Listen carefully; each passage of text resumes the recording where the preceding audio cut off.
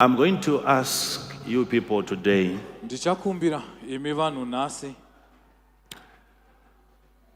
before you go to bed, if you know that you sleep early, you would rather set your alarm,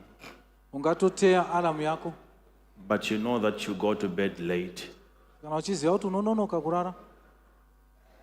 Everyone today, in the evening, this PM, 10 o'clock, all of us, we are going to be praying wherever you are. 10 o'clock, 10.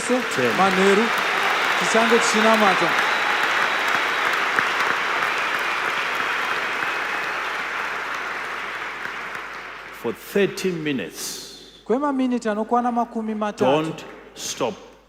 For 30 minutes. Okay?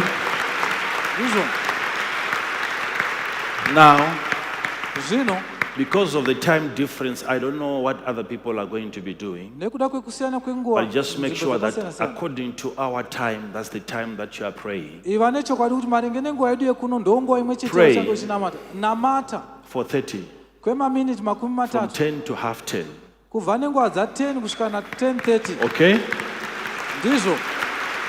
I could have asked you to pray at your own different times before you go to bed.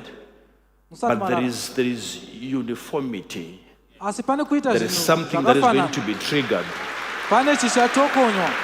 There is a collective energy that is going to be created when we all pray at that time. 10 to 10:30. That's it for tonight. Whilst you are praying, this message is the subject. Hear me. You don't want to remain like that. You know when these prayers are done that some of you here, the calling that you have is bigger than what you have seen out there. Bigger.